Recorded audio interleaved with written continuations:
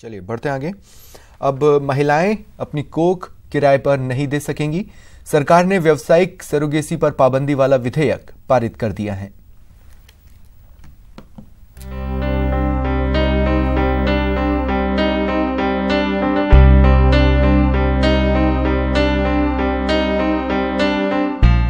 Surrogacy के जरिए पैसा कमाने का धंधा अब नहीं चलने वाला है, यानी महिलाएं अब किराए पर कोख नहीं दे सकेंगी।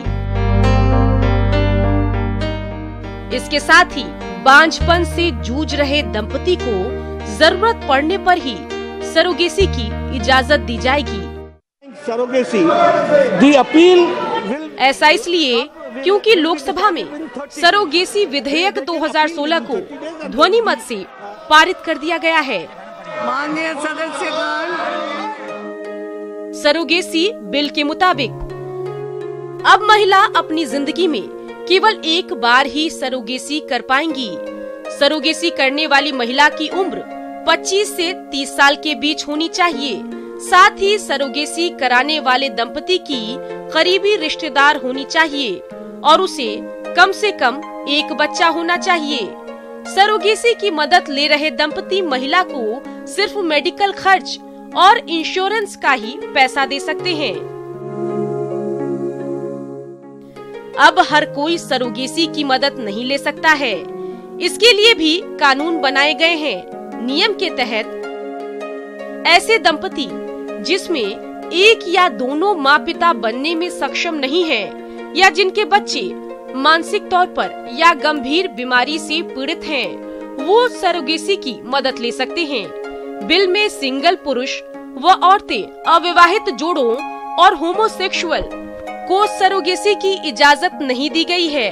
इस नियम को तोड़ने पर 5 से 10 लाख के सजा का प्रावधान है। इसके साथ ही 5 से 10 लाख रुपए का जुर्माना भी देना पड़ सकता है। लोकसभा में सरोगेसी रेगुलेशन बिल 2016 पास हुआ है। इस बिल के तहत जो कमर्शियल सरोगेसी है उस पर रोक लगेगी और जो अल्ट्रिस्टिक सरोगेसी है उसकी इजाजत मिलेगी। यह बिल बहुत ही ऐतिहासिक बिल है। लंबे समय से सभी पार्टियों की और समाज के सभी सेक्शंस ऑफ द सोसाइटी की यह डिमांड थी।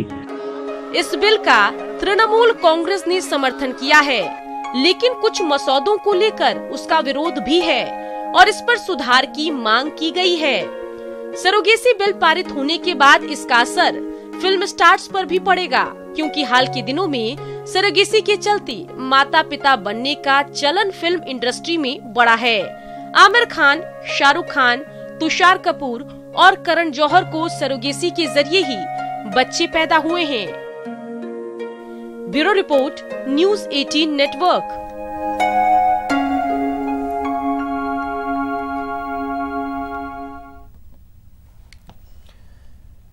विदेश भागने वाले घोटालेबाजों की अब शामत आ गई है। सरकार विजय माल्या समेत 58 भगोड़ों को भारत लाने की जुगत में है।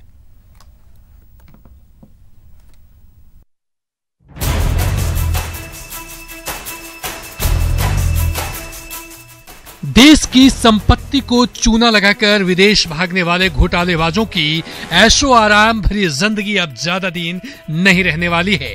केंद्र सरकार ने विजय माल्या, ललित मोदी, नीरव मोदी, मेहुल चोकसी सहित 58 भगोड़े को वापस लाने के लिए कमर कस ली है।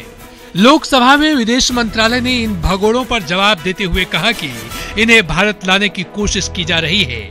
इनके लिए lookout notice, red corner notice और प्रत्यार्पण की मांग भी की गई है। नीरव मोदी के प्रत्यार्पण के लिए इंग्लैंड से मांग की गई है। उसके खिलाफ रेड कॉर्नर नोटिस जारी किया जा चुका है। नीरव मोदी के भाई निशल के लिए बेल्जियम और सुभाष पैरव के लिए इजिप्ट से प्रत्यार्पण की मांग की गई है। एंटीगुआ से भगोड़े मेहुल चोकसी के प्रत्यार्पण की मांग की गई है। वहीं गुजराती बिजनेसमैन आशीष जौबेनपुत्र और उनकी पत्नी प्रीति के लिए अमेरिका को प्रत्यार्पण की अर्जी दी गई है। आईपीएल कमिश्नर ललित मोदी के लिए सिंगापुर, हांगकांग, यूएई से प्रत्यार्पण की मांग की गई है। भगोड़े दीपक तलवार और संजय भंडारी की भी तलाश की जा रही है।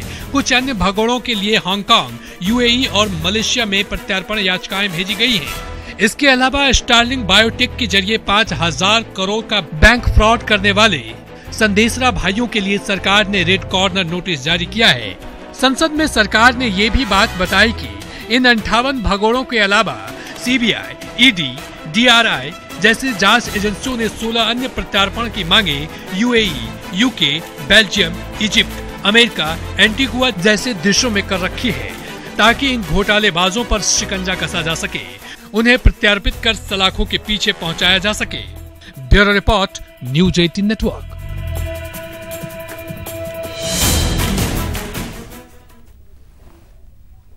नए मुख्य चुनाव आयुक्त सुनील अरोड़ा ने न्यूज 18 से एक्सक्लूसिव बातचीत की। ईवीएम और वीवीपैट को लेकर उठे सवालों को लेकर भी मुख्य चुनाव आयुक्त ने बेबाकी से जवाब दिया। 2019 की लोकसभा चुनाव की घोषणा में 3 महीने से भी कम का वक्त बचा है। 5 राज्यों के चुनाव की समाप्ति हो चुकी है और चुनाव आयोग अपनी तैयारी में जुट गया है कि लोकसभा चुनाव को कैसे सफल बनाया जाए। देश के मुख्य चुनाव आयुक्त सुनील अरोड़ा नवनियुक्त मुख्य चुनाव आयुक्त हैं, हमारे साथ हैं। सर, नेटवर्क 18 से बातचीत करने के लिए धन्यवाद और आपका स्वागत। क्या तैयारी है लोकसभा चुनाव की, क्योंकि वक्त कम बचा है? जो ये लोकसभा है वो 3/6/2019 को इसकी समयावधि खत्म हो रही है, तो उससे पहले चुनाव कराने हैं। कब चुनाव कराने हैं उसकी घोषणा तो जैसा आप जानते हैं आयोग पूरे प्रेस के सामने करता है। ईवीएम और वीवीपैट को लेकर बार बार सवाल उठता है, क्या लोकसभा चुनाव के लिए कितने ईवीएम्स या वीवीपैट्स की एफएलसी हो चुकी है, कितने राज्यों में पहुंच चुके हैं, क्योंकि अब वक्त तो कम ही बचा है। सब कुछ समयावधि से चल रहा है।